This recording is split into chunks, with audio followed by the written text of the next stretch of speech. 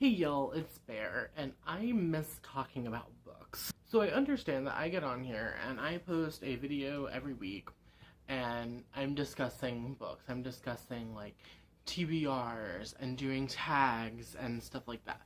And I understand that like this is what this YouTube channel is for. It's for me discussing books. But one thing that I've noticed is I haven't talked about I haven't just sat down and like told you what I'm reading in a while. I haven't talked about the books that I'm actively reading as I'm reading them. I haven't done a book review standalone situation in months.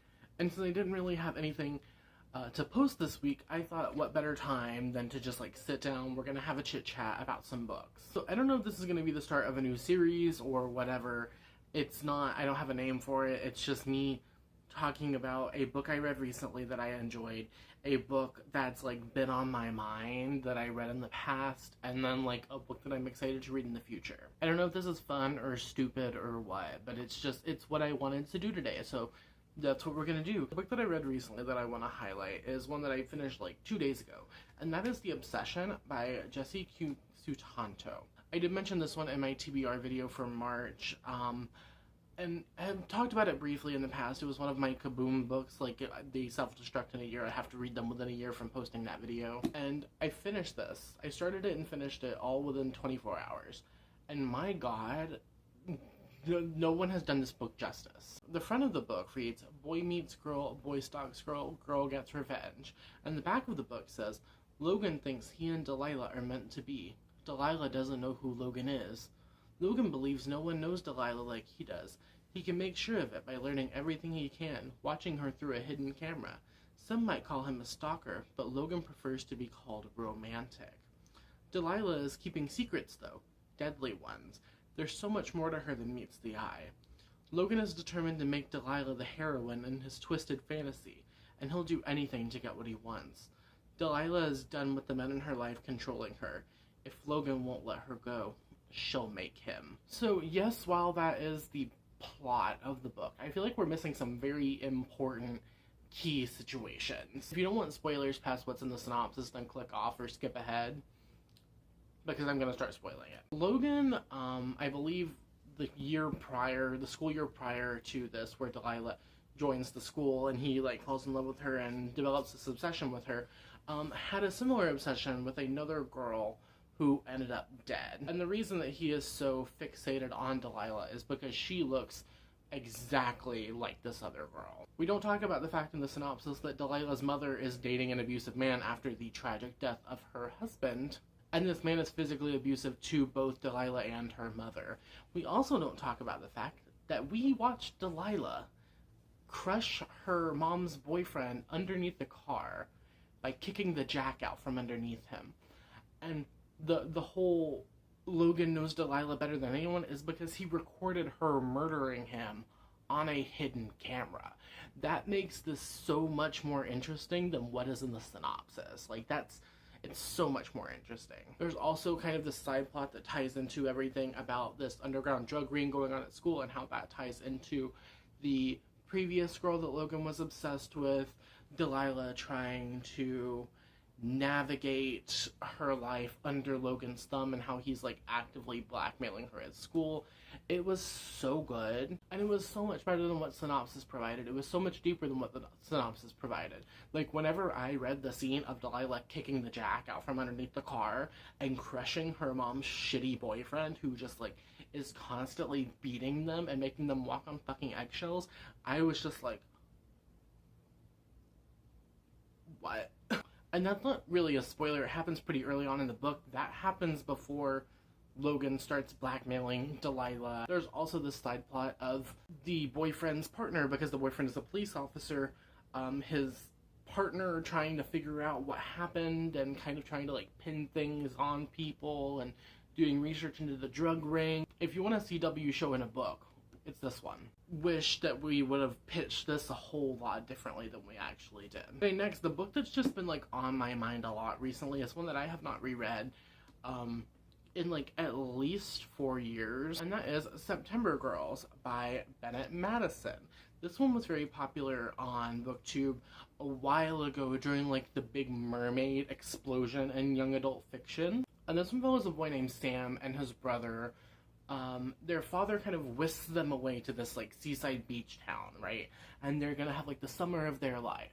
But one thing they notice whenever they get to this town is it's full of these like really beautiful blonde girls. The difference though is that the girls are mermaids. That's spoiler, not really. So Sam falls in love with this girl named Dee Dee who lives in the town, who is one of the girls, and she's pulling away because it's almost time for her to return to the ocean, and he's only spending the summer here, and it's them trying to figure out what's gonna happen. Him trying to fall in love and her trying to resist the call. I remember it being very well written at the time of reading it, and I actually tabbed a couple of pages. The thing I found the most interesting in this book is that in addition to Sam's perspectives, we get these chapters that are like collective thoughts of all of the girls in town, because all of the mermaids share a conscience. So this one, it says, "We come here without names. There are names that they call us, but those aren't our names. The names they call us are not hard to guess. Come here, where's my food? Try smiling sometime and suck on this," or 4 common ones. But the list goes predictably on from there and only gets uglier. Those are the names they call us. Those are not our names. We choose our own names. Go on and so forth. So you have this kind of collective hive mind, and I loved it. I thought it was so beautiful. But I think that this book did get criticized for being misogynistic in the way that it discusses young women, especially teenage girls.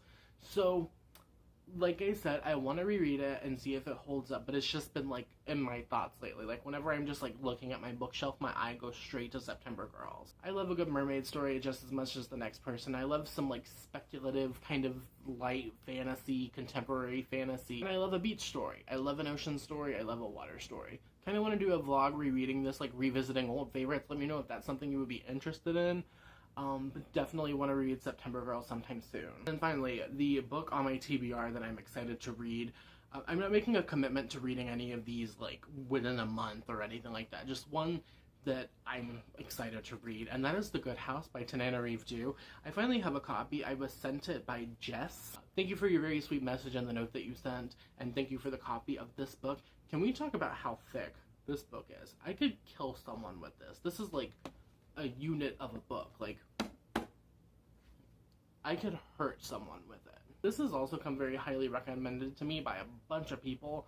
Like, whenever people find out I like horror, they say, "Oh, have you read Tananarive Due? Have you read The Good House? You're gonna love The Good House." And just reading the back of it, it says, "The home that belonged to Angela Toussaint's late grandmother is so beloved that townspeople in Sacagawea, Washington, call it The Good House.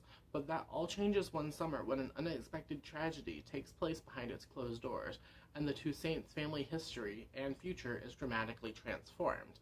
Angela has not returned to the Good House since her son Corey died there 2 years ago. But now Angela is finally ready to return to her hometown and go beyond the grave to unearth the truth about Corey's death. Could it be related to a terrifying entity Angela's grandmother battled 7 decades ago? And what about the other senseless calamities that Sacagawea has seen in recent years? Has Angela's grandmother, an African-American woman reputed to have powers, put a curse on the entire community?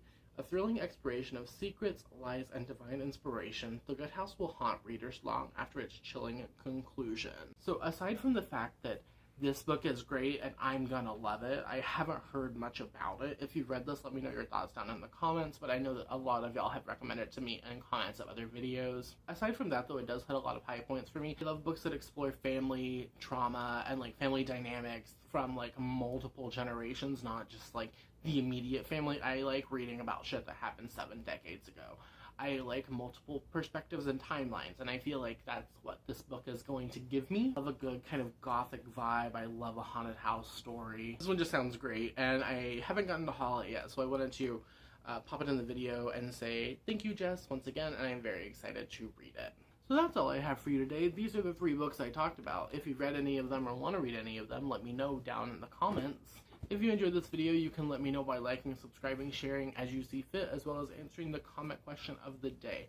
Comment question of the day, I want you to do this. I want you to let me know a book that you read recently that you enjoyed, a book that you want to reread or have had on your mind, and then a book you're excited to read in the coming months. If you don't have time, you don't have the spoons, you don't have an answer, you don't want to answer, let me know you made it all the way until the end of the video by leaving me an emoji, preferably a yellow heart or a smiley face emoticon. All my social media, as well as everything I mentioned today, will be linked downstairs, so make sure you go check that out. And if you're interested, there are also places you can support me further downstairs, like my Patreon, my PayPal, my Amazon wishlist if you want to buy me a book, etc. That is the easiest way to support the channel. And let me know if you want to see more like chatty sit-down book talking videos like this in the future.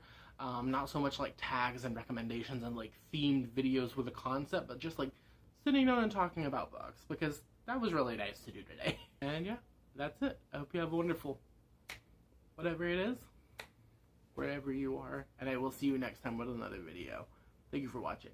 Okay, cool. Bye! Now let's pose for a thumbnail, which funnily enough, I keep doing like, let's pose for thumbnail things on all of my videos, and then not actually uploading a thumbnail. I am becoming the world's worst at uploading thumbnails.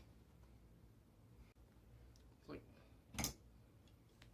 I'm really tired. I need to go to bed.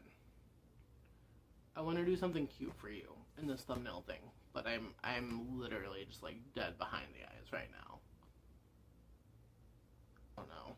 I don't know what I'm doing right now. I don't know what I'm doing. I need a nap. No, I need to go to bed. What am I talking about? Fucking nap. I need to just go to bed. Okay, bye. I'm done. Bye.